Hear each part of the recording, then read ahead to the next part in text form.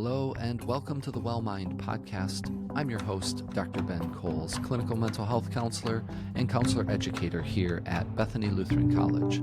The Well Mind is a space for meaningful conversations about a broad range of wellness-related topics, with a special emphasis on our mental health. Season 2 has been focused on conversations with the faculty in our clinical program here at Bethany. And I hope that you've enjoyed those first 2 episodes with our core faculty, Karina and Helena.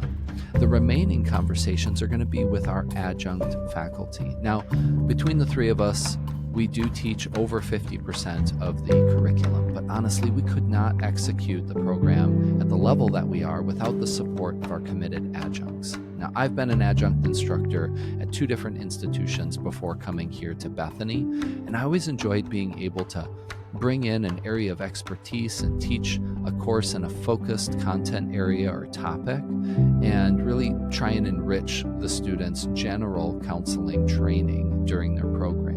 And that's the way I see our adjuncts. They bring unique clinical experiences and areas of expertise and directly bring that into the classroom as they work with their students. So today's conversation is with one of our original adjunct instructors that still teaches in the program, Anita Smith. Now, Anita and I have had different intersections professionally across our careers, but it's really neat to get to work alongside her in the counseling program now. We start off the conversation, as I have been with each of my episodes, and that's talking a bit about Anita's journey into the counseling field. And again, hers is unique to her, transitioning from professional identity as a teacher and educator into the field of counseling and re-careering in that sense, but still nurturing that educator identity even now as an adjunct faculty in our program. So we discuss some of the challenges and rewards that she's experienced being a counselor, and we also talk about some of her global experiences. Now, Anita has worked abroad in Hong Kong and does a lot of repatriation-based counseling now. She sees the need for missionaries and their families as they go overseas to have support in that process, but also in the process of returning to the U.S. Additionally, we talk about the joys of play therapy. Anita and I both have an affinity for working with some of our youngest clients through playful means and methods, but we also like to integrate play-based approaches in working with adults as well. We touch on a few other topics, but layered across all of it is how Anita has incorporated her identity as a Christian and spiritual practices into everything that she has done. It was a real joyful conversation that's far-reaching, broad in nature, but a lot of depth as well. So here's my conversation with Anita Smith in episode 3 of the Well Mind podcast. Hello, welcome to the Well Mind. With me today, I have Anita Smith. I'm excited to be able to share this conversation with our Well Mind community and introduce my good friend and colleague, Anita, to all of you. So it's wonderful to have you here, Anita. Thank you. It's so nice to be here. Yeah, how long have we known each other, Ben? This has been a long time. It has, boy. 2006, 2007, somewhere in there. Right around that time, yeah. I'm thinking back because we were just maybe a year different in grad school, correct? Right. Yeah. I don't think we had any. Did we have classes together? We had one class together. We did. It was my last class. Okay. Yeah. And then at that point I was off already starting to work with Cornerstone, and Sure. because I did my program very differently than most people. Yeah. And we can get into that a little bit. Yeah. But no, it does. It goes back, I mean, almost 20 years at this point. Right. Yeah. This October I will have worked with Cornerstone. I started work at Cornerstone 19 years ago. So, yeah. Wow. That's Yeah. insane. And that's where I did my clinical Right, practicum and internship. Yeah. right. Yeah. Yeah.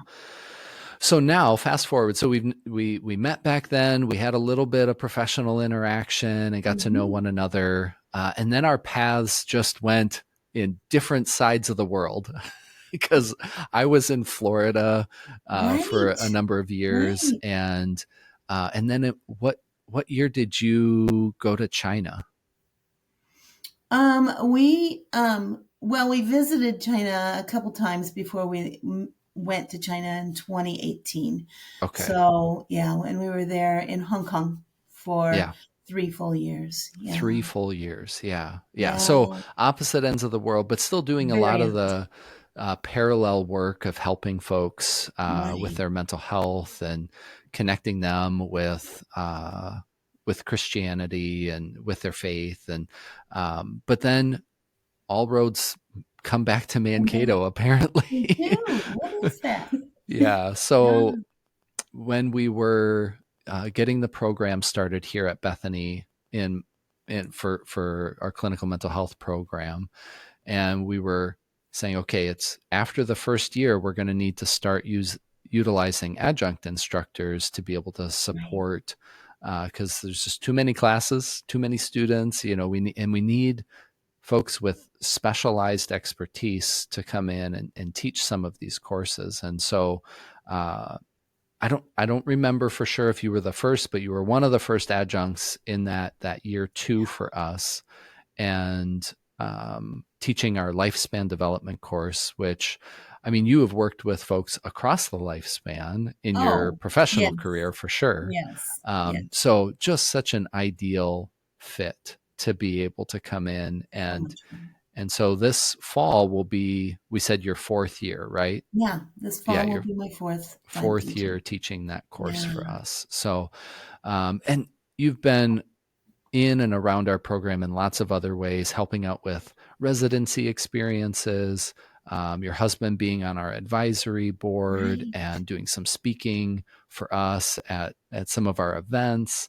Yeah. So yeah, you and Mike have just been such wonderful supporters and encouragers of the program and contributed in really meaningful ways.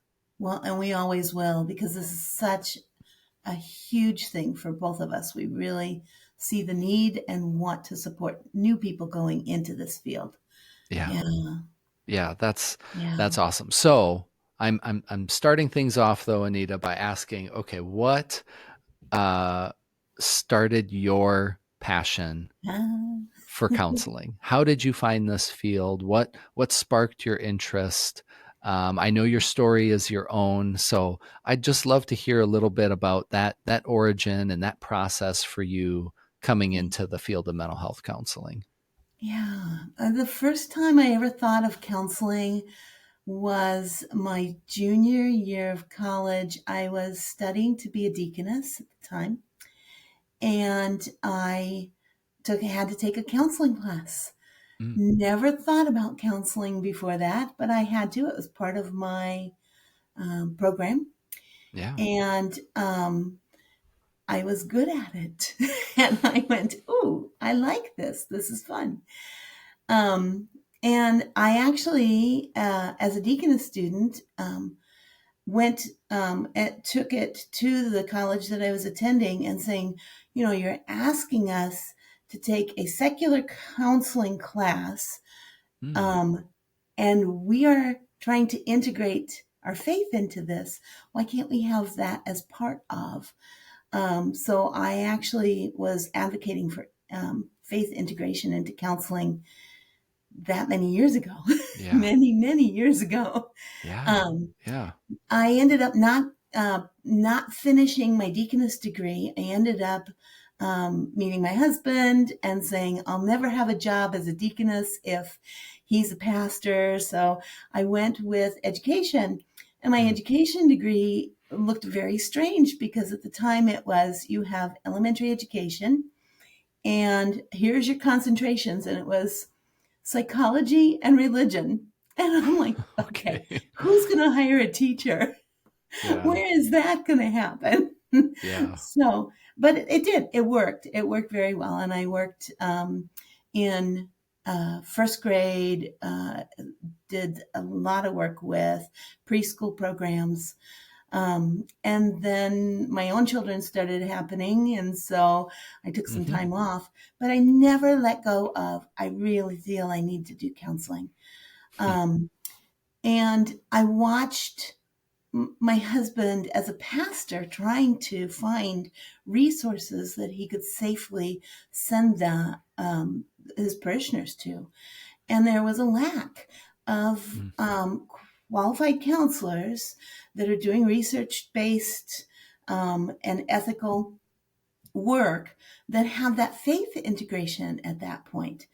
And so it just kept in the back of my mind, and I needed to do it. And at the time came, I went back for my master's in counseling. Fred Natsky, who had worked with Wisconsin Lutheran Child and Family,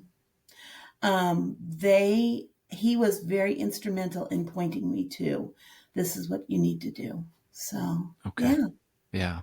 I think Fred has had a big influence on a lot of I think people's so. trajectory coming into the counseling field. I think so. Yeah. Yeah. Yeah.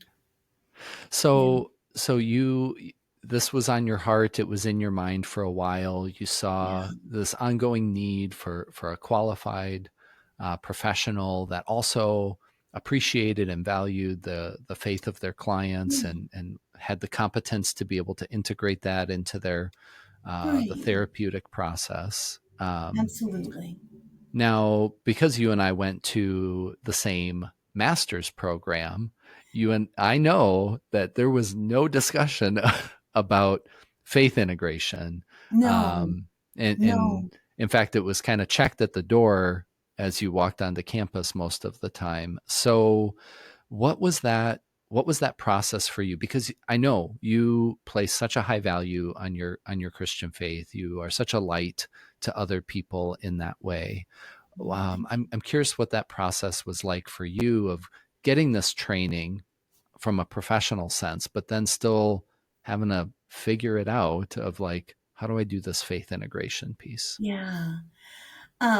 Well, I think really a lot of it came down to, it was authentically part of who I was. Mm, And I'm not about a judgmental faith. I wanted to tolerate and listen to other views and ideas. And hmm um, I was I I was blessed with a great advisor mm, who got the faith piece, Dr. John Seymour, who yep, is fantastic. You've he already is. He's interviewed been him. on the podcast in the I past know. I too. listened Yep, to it, and I yep, went, "This is so good." He got it. He understood it, yeah, and even my internships, it was quite fascinating how I was encouraged to continue to integrate my faith without stepping over the boundaries sure, in that. sure. At the counseling center, I, had often had long discussions about how do I approach this without putting in faith pieces. And hmm yet she just said, maybe you need to do that. mm, And God blessed me with clients at that point too mm, that asked for that. yeah. So it was amazing. Yeah, it was. I feel like God's hand was in that all through the hmm program. hmm Yeah. Yeah.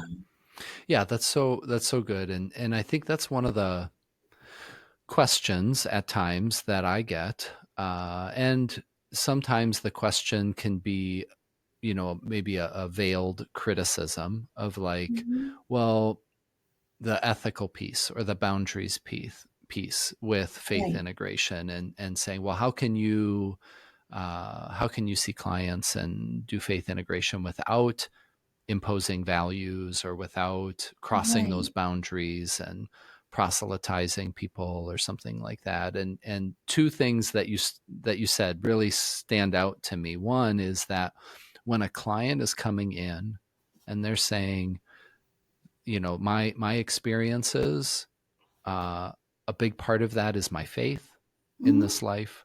Yeah.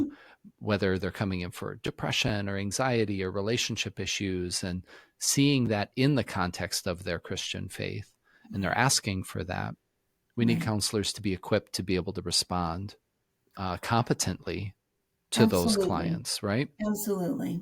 So Yeah. that's always one point, and I appreciate you bringing that up. And then there's the other point, and this you kind of alluded to with your supervisor, of like recognizing that there are spiritual themes within a Right. client's story, or the topic that they're coming in to talk about, they're presenting concern, and that we do broach that just like we would with anything Any other else, right? any With other topic. Yeah. Yeah, any other Yeah. topic related to addiction, related to, family relationships, related to their work or employment.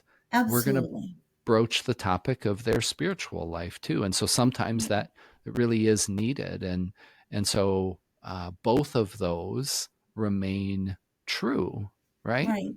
Right. Yeah. And there are times where you end up with a client who doesn't really want to touch that. And Of course. they know who I am.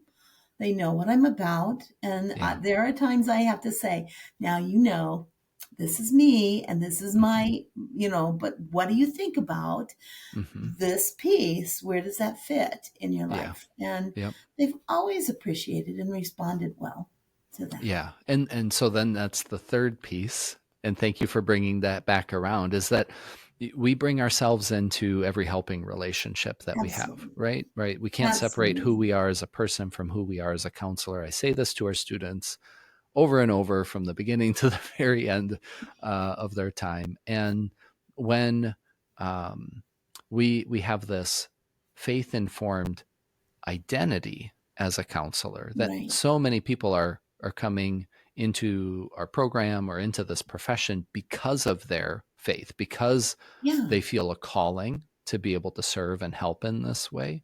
We don't want them to disregard that, right? We Mm. want them to be genuine to who they are, um, Right. in a boundaried and clear way. And so, like you said, your clients know who you are, and Yeah. when you bring that up, you can own that and inquire. Right? It's not an Right. imposition, but it's an inquiry. Let me just ask, Yeah. does this make sense to you? Right. Yeah. And it's my authentic self. So I need to be authentic with people if I want them to be authentic back. Um, yeah.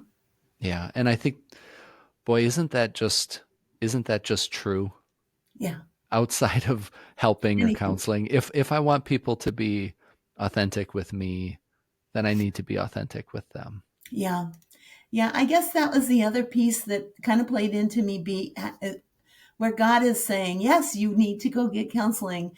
My husband and I would be traveling together, and I would get stuck talking to the hostess at a place that would seat us Mm, about all of her problems. And I just met her, and I'm like, why are you telling me mm, these things?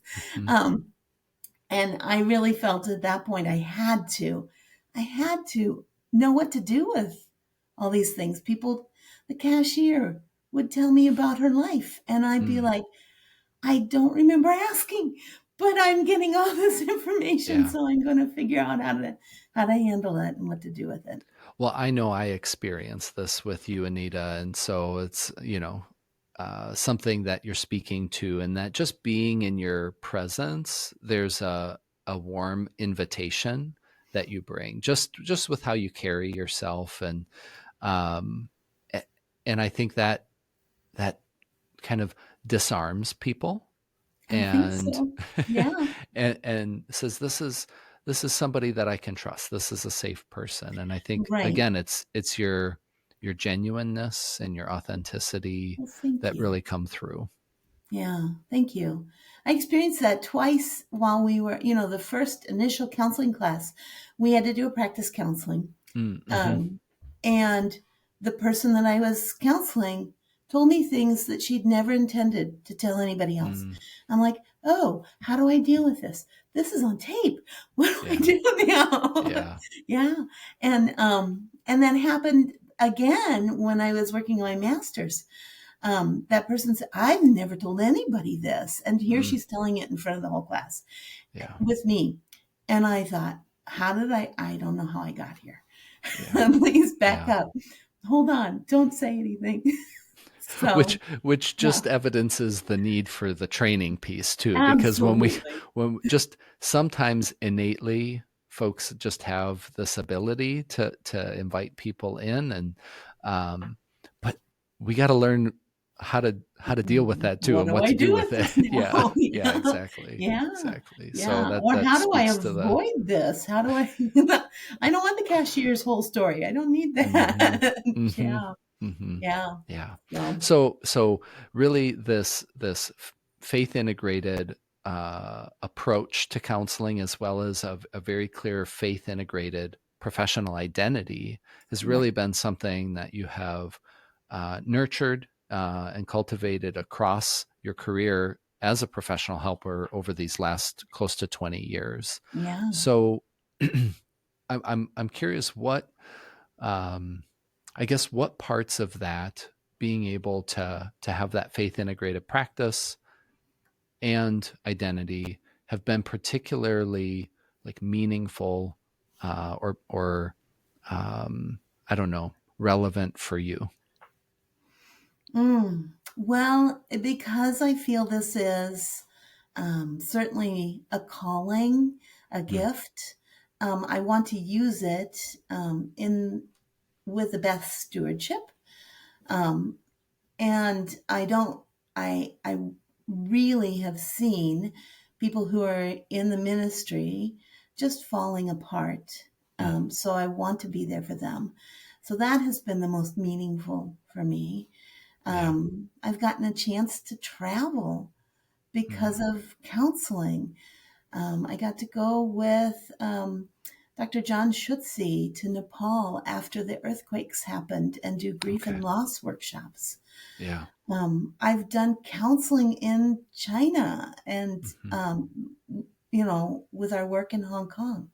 Yeah. So, talking about family life and parenting types of things, it's been amazing how much this is needed, not just here right now, but all over the world. Yeah. Yeah, Yeah. such tremendous like cross-cultural experiences there Oh, too. And I know that's something that you have always yeah, you've just had a passion for, an ability for. So yeah, right. sh- I'd love for you to share something either about your time in Hong Kong or that special trip to Nepal. What's a Uh, maybe a story from one of those experiences that stands out to you? okay.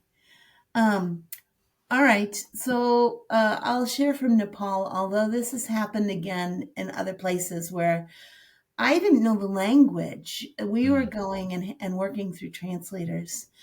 And there were things that we had to make sure that we said or did that were culturally appropriate. okay. And so, um, yeah, in Nepal, we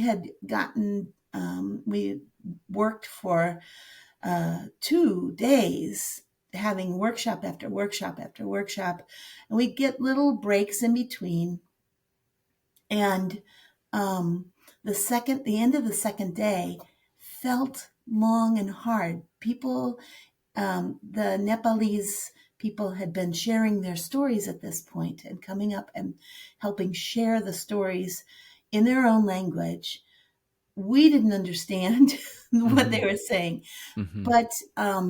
but we responded appropriately, and head nods. We're listening. We're doing listening skills, even though we didn't necessarily understand the words that they were saying. The translator would try and tell us some of those stories. Okay. um, we had a break, and I went outside of the building to just get a breath of fresh I don't know, fresh. It wasn't not so fresh, but fresh air, Outside air versus outside inside air. air. Yeah. Yeah. And a lady came up to me, hugged me, started talking to me, started crying. And there's no translator nearby. There's Mm, nobody I can ask, what is she saying? I have no idea. But she's crying and talking about all of her loss at that point. mm, And I just kept nodding and letting her I used Rogerian therapy to no end. I'm yeah. just oh, Hmm. and that's all I'm doing. And she gave me the biggest hug afterwards. And I thought, I'm doing therapy, even though I have no concept of what Mm, she's saying to me. But she's very, very overwhelmed, and there was so much that she needed to say. yeah. And that was so important. Yeah. So, yeah. Yeah. Wow. I, yeah, just being able to express, right? I mean, Right, that was the biggest right. part of that she knew you were there to help. She knew that you were there to listen, and so she took that opportunity. She shared her story and her experiences, and it didn't really matter that you didn't know what she No, was saying. no. Um, And she she was just knew that you processing. cared. She was processing all Yeah. of those pieces. And I'm so glad I was there for her to be able to do that. Hmm. Yeah. Yeah. So it was a great experience. That's amazing.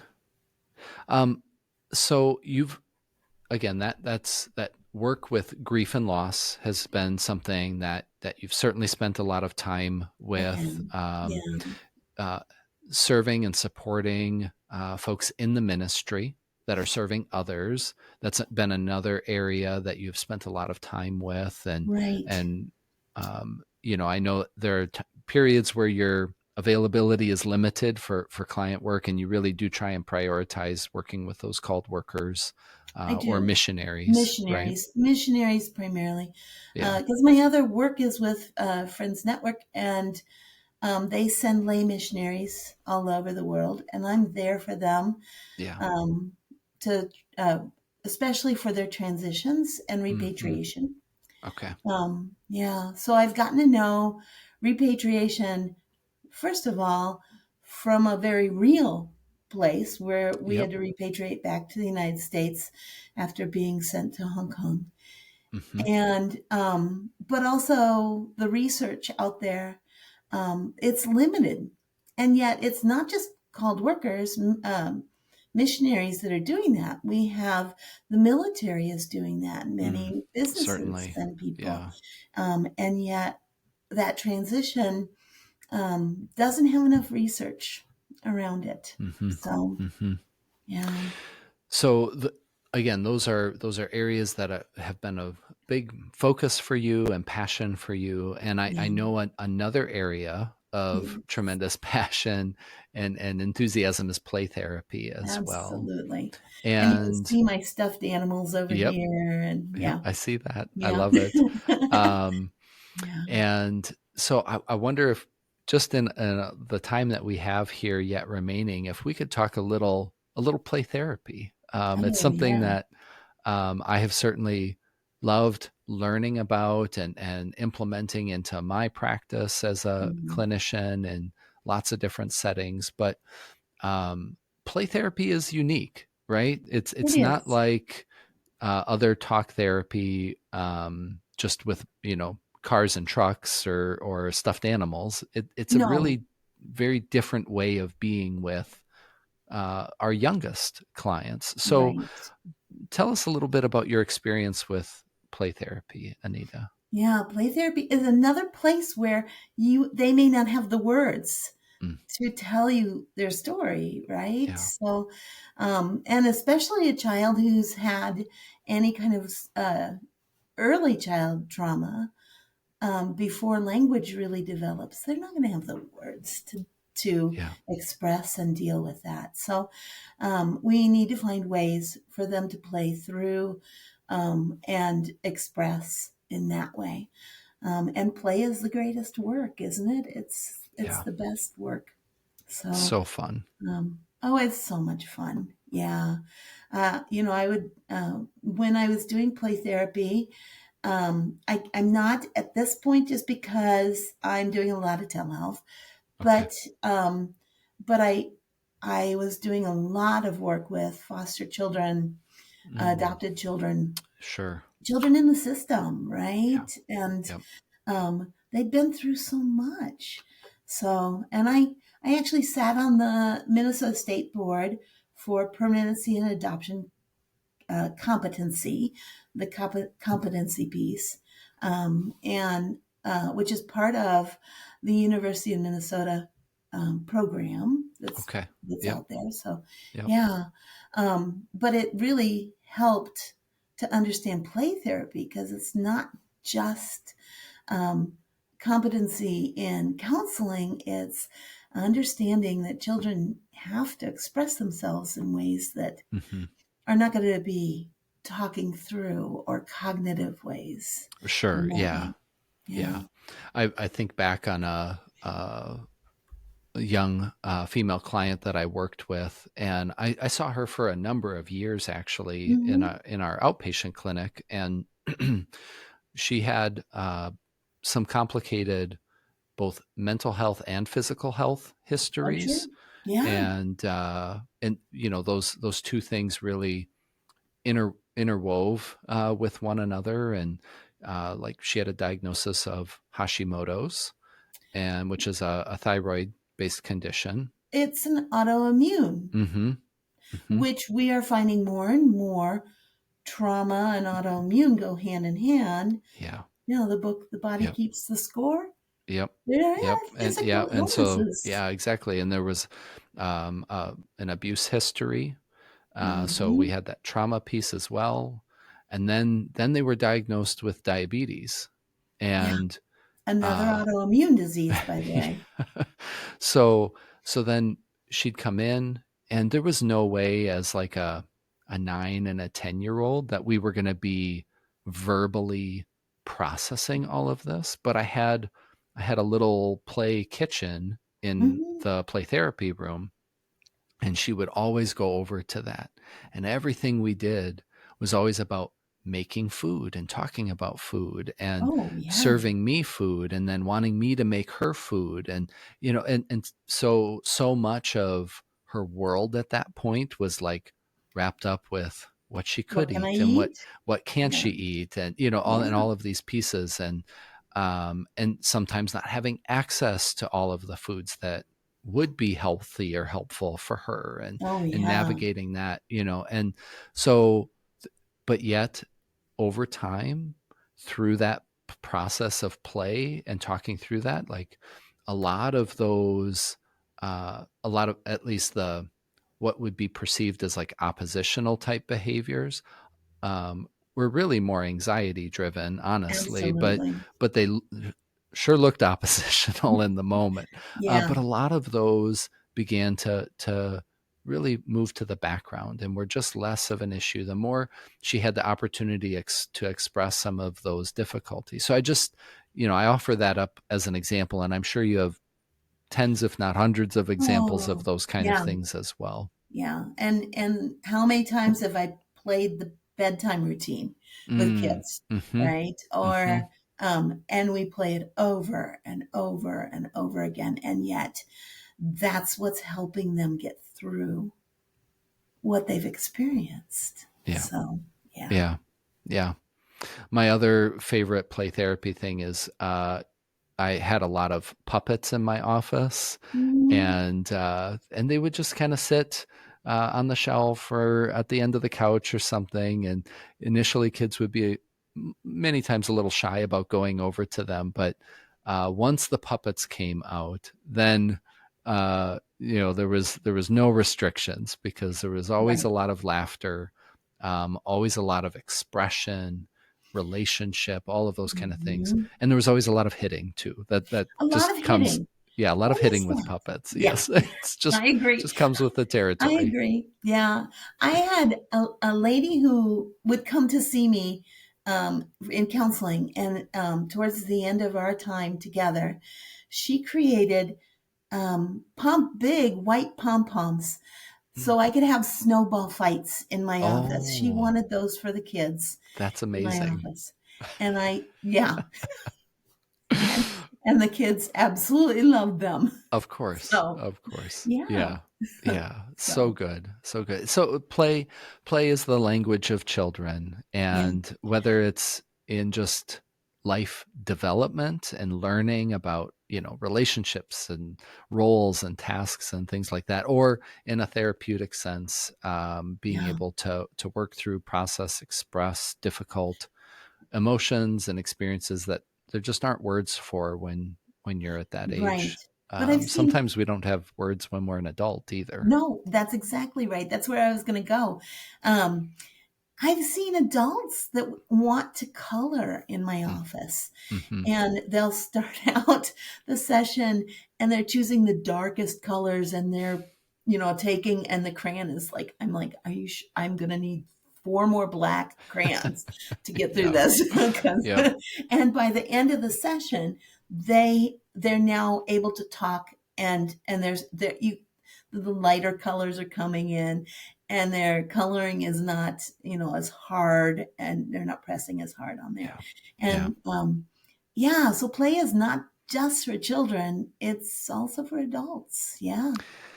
My dream, and it's hopefully it doesn't have to stay a dream, but my intent is to bring a play therapy class to our counseling program. I really Yes. want that. We have a child and adolescent counseling course that's definitely it's an elective, but it's an important class for anybody that's wanting to work with kids and teens. Yeah. That really is an extension of and builds on a lot of the foundational work that you lay in our lifespan development course. But Sure. getting to that point of being able to provide intervention right through a play therapy modality, I think that's really the next kind of The step or next level. iteration. And Yeah. you know I'm still thinking through how to logistically do that, because Yeah. honestly, I think we'd need a residency to be a part of that Oh, yeah, I course. would think so too. Yeah. I mean, the flexibility and accessibility of our online programming can't be matched, but there are still some things that just being in person and having that hands-on experience, I think, really, I don't know, it makes the whole experience deeper and richer. So Right. that would be my that would kind of be my caveat Yeah. on running a play therapy course. So maybe that's Because, something yeah. that you and I can build together, Oh, wouldn't Anita. that be fun? Oh, that would be Mm-hmm. so much fun. Yeah. Yeah. Because you're right. There is something about being together. Although there are a couple of classes now on how to do online play therapy. So That it's, is the direction of our profession. It has been on that trajectory for some yeah. time, but COVID just accelerated that, to Oh, light so speed. much. Um, so Yeah. yeah, I've I've experimented with the virtual sand trays and things like that in Right. an online setting. Um, but you don't get the grit under your nails in an online setting. I know. Yeah. So I don't know. I think both are important. We've got to figure out some best practices for virtual I, play therapy approaches, and we still need to see people in the office too. Both are I think important. so too. Yeah. There is something about human touch, right? Mm-hmm. That we just need and we're isolating and more and more with online programs. Yeah. Well, and then AI comes in with all of this and you can do counseling with, uh, you know, a virtual Yeah, I somebody and have that gets even weirder. it does. I think it was a no stupid questions episode. It's a podcast that I listen to. Okay. It's run its course now, but they're re-releasing all their episodes. But they did one on different AI bots, and Oh, there yeah. are some that are geared toward kind of being a friend, or even like a counselor or support Oh, for yeah. folks. And so I I was like, well, I got to check this out. So I like created a little Absolutely. account and I went on, and yeah, it is. it is interesting how it is mimicking, the responses of a counselor, Yeah. to the point where now I'm telling students when they are in our intro skills course that first semester, I'm like, well, you're going to have to be better than AI. I mean, that's really what it comes down to, because Yeah. Because you that's can go in yeah, to people are going to AI, try that first. and it's so much easier because, well, it's free, Mm-hmm. but um but it's non-invasive. I Yeah, can keep it at a distance, yeah. and um yeah, I it's a little frightening to think how's this going to work and what's Mm-hmm. going to happen with our but I think it's going to come down to you need that personal Human. in-person Yeah. human contact. Well, um it all comes back to Carl Rogers then, right?